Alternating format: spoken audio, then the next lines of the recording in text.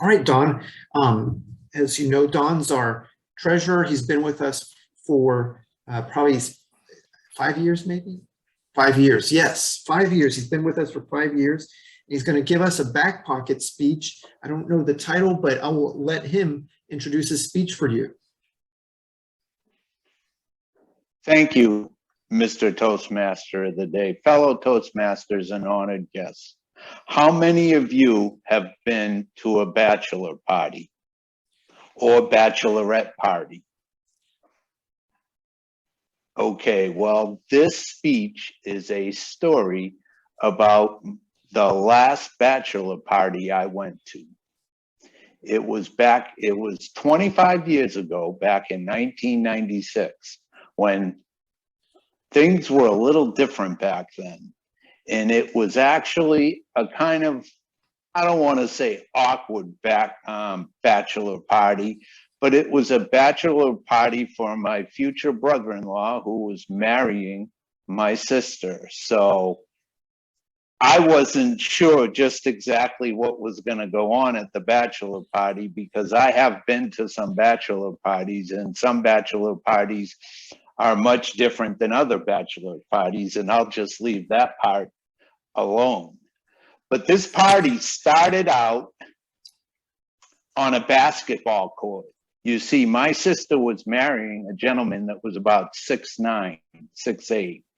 He was a former tight end for the Holy Cross football team, and played a lot of basketball too. And his friends were also maybe not as tall as him. Some of them were probably shorter, like 6'4", 6'3", and things like that.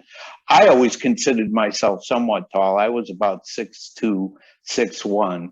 Time and gravity had taken its effect on me, but at one time I was about 6'2", and I'm a very competitive person.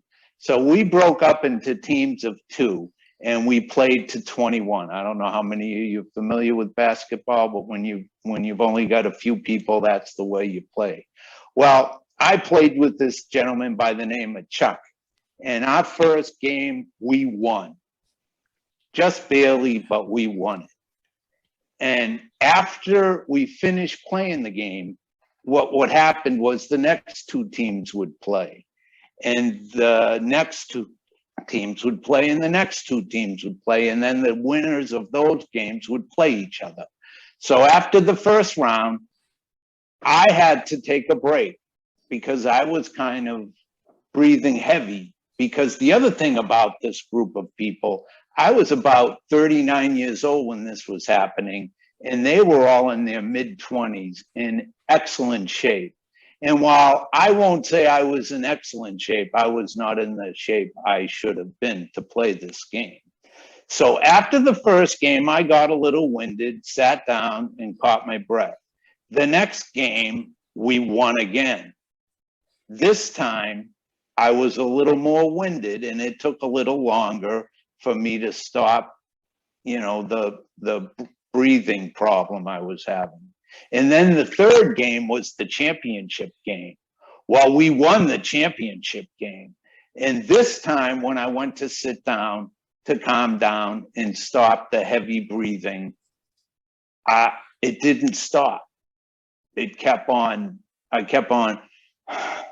When you've exercised a lot and you're not in the greatest shape, you just keep on going. Well, that's what I was doing. And my brother was watching. He was smart enough not to play. He just watched. And so after about 10 or 15 minutes, I continued to this heavy breathing. And I said, listen, Jake, I'm going home. While you guys go over to John's house, I'm going to go home, take a shower, and then I'm going to meet you over there. The plan was to have a barbecue over at John's house after the game and then go out that night to do some partying. So I said, I'll go home, I'll catch my breath, and things will calm down, and then I'll come back. So I got in my car and I drove home. And as I'm driving home, I'm still hyperventilating. And I drove by a hospital and I kept on driving. Now, I don't know how many smokers there are out there, but I also was a smoker. So I thought if I lit up a cigarette, that would calm my breathing down. As I drove by another hospital, I kept on smoking, and that didn't seem to do the trick. Well, I got home, I walk in the house, and I'm still hyperventilating. And my wife is getting ready to go out to the bachelorette party. And my wife says to me, "What's wrong?" And I go, "I don't know. I'm having trouble breathing." And I lay down on the bed, and she says, "Well, I'll call the doctor and or call the ambulance." I said, "No, no, no. We're on an HMO. You have to call the doctor to get permission to go to an HMO." And just as I said that, all of a sudden my body started tingling. You know how when your arm falls asleep and when you move it, you get that tingling? Well, I got it from here all the way down to my toes. And at that point, I got nervous. So I told my wife, forget about the doctor, just call the hospital, dial 911. So she dialed 911, and about 15 minutes later, the ambulance shows up, and they take me, they tell me I'm only hyperventilating. It's no big deal. So they have me walk out to the ambulance because they don't want to carry a big guy like me out of an apartment building. And we get into the ambulance, and my tingling is still going on. I get in the hospital, they drive me to the hospital. I get in the emergency room, and the doctor says, you know, what's going on? And I tell them about the tingling and stuff like that. And they hook all this stuff up to me. And then they stop monitoring my heart. I'm still tingling and stuff like that. Now, I hate needles. So I say to the doctor, "Listen, doc, are there going to be needles involved?" And he goes, "Well, there may be." And I say, "Oh, I don't do needles." And he said, "Well, you may have to today." And I say, "Well, I really don't want needles." And all of a sudden, the tingling stopped. Everything went away. And he could see it on the EKG that he had hooked up to. And he said to the nurse, "Wow, look at this." And I sat up and I said to him, "Does this mean no needles?" And he goes, "No, we're probably going to have to do needles." And just as he'd said that, boom, I went back down, and my heart stopped beating and went into cardiac arrest. And the next thing I remember is seeing people wrestling with my arms, trying to stick needles in me. And then I can hear a doctor say, "We're going to have to try someplace else to get a needle in them." And as soon as he said that, I had no idea where he was talking about, but I didn't even want to think about that. So I said, "No, keep trying the arm." And just as that happened, a nurse came by who knew what she was doing with the needle and stuck the needle in me because they couldn't give me something called TPA. I know, Tom, I'm going over, I don't care. And he stuck a needle, she stuck the needle in me, and they got the TPA into me, and that ended the heart attack. But apparently they had to hit me with the paddles twice in order to get my heart back into rhythm because it had gone haywire, for lack of a better term. I believe the technical term, Andy, is a myocardial infarction was what I think they called it. And so, and I ended up in the hospital that night, and I was able to recover from it, and here I am. So the moral of this, and unfortunately, I believe I ruined the bachelor party that night. And that is the last bachelor party I've ever been to, and it is the last basketball game I have ever played. Thank you. Good afternoon, good evening, fellow Toastmasters and guests.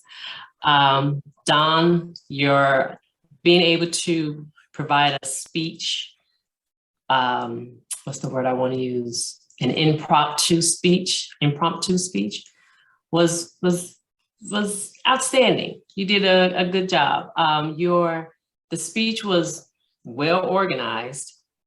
It was you had, you remembered a lot of sequence from what, 20 plus years ago? And you had sequence by sequence by sequence from the beginning to the end. Honestly, I have a hard time remembering sequence by sequence 20 minutes ago.